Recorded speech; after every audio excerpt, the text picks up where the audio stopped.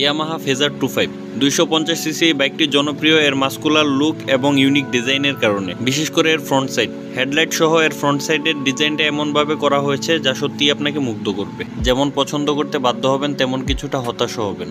কেন হবেন ভিডিওটা দেখতে থাকেন, বুঝে যাবেন। তো আজকের এই ভিডিওতে থাকছে বাইকটির বিস্তারিত, বাইকটি কবে বাংলাদেশে আসবে এবং বাইকটির বাজার মূল্য কেমন হবে। সো শুরু করার আগে হে গাইস, আসসালামু আলাইকুম, আমি Limon and welcome to my channel.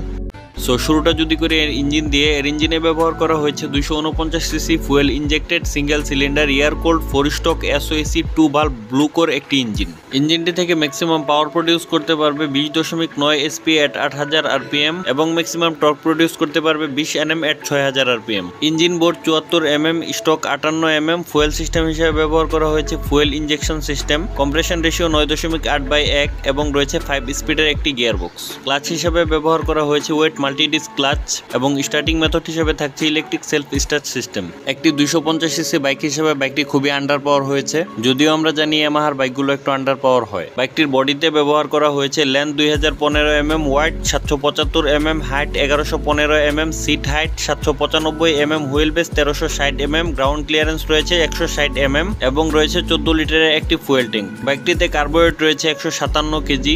সাসপেনশনের ব্যাপারে যদি বলি, বাইকটির ফ্রন্টে ব্যবহার করা হয়েছে টেলিস্কোপিক ফর্কস এবং রিয়ারে ব্যবহার করা হয়েছে মনোশক সুইং আর্ম মনোক্রস সাসপেনশন। বাইকটির ফ্রন্টে এবং রিয়ারে ব্যবহার করা হয়েছে অ্যালয় হুইল। সামনের হুইলে ব্যবহার করা হয়েছে 100/80 17 সেকশনের টিউবলেস টায়ার এবং রিয়ারে ব্যবহার করা হয়েছে 140/70 17 সেকশনের টিউবলেস টায়ার। ব্রেকিং সিস্টেমের কথা যদি বলে, তাহলে বাইকটির ফ্রন্টে ব্যবহার করা হয়েছে 282 mm এর একটি ডিস্ক ব্রেক এবং রিয়ারে ব্যবহার করা হয়েছে 220 mm এর একটি ডিস্ক ব্রেক এবং ব্রেকিং সেফটি হিসাবে থাকছে ডুয়েল চ্যানেল ABS।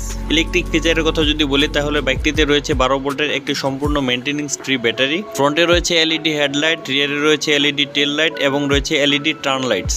রয়েছে একটি পাস সুইচ এবং রয়েছে একটি ইঞ্জিন কিল সুইচ। স্পিডোমিটারের কথা যদি বলি, তাহলে বাইকটিতে রয়েছে সম্পূর্ণ ডিজিটাল একটি স্পিডোমিটার। স্পিডোমিটারটিতে আপনি দেখতে পারবেন speedometer, odometer, tachometer, trip meter, clock, gear display, fuel indicator সহ আরও অনেক কিছু। রয়েছে পাইপ হ্যান্ডেলবার এবং রয়েছে স্প্লিট সিট। পিলিয়নের জন্য থাকছে যথেষ্ট স্পেস এবং রয়েছে গ্রেবরেল অপশন। বাইকটি ডায়মন্ড টাচ ফ্রেম দ্বারা ডিজাইন করা হয়েছে। কোম্পানি বাইকটিকে দুইটি কালারে অ্যাভেলেবেল করেছে, রেড এবং ব্লু কালারে। এই তো ছিল বাইকটির সম্পূর্ণ স্পেসিফিকেশন। এবার চলুন জেনে নিই বাইকটি কবে নাগাদ বাংলাদেশে আসবে।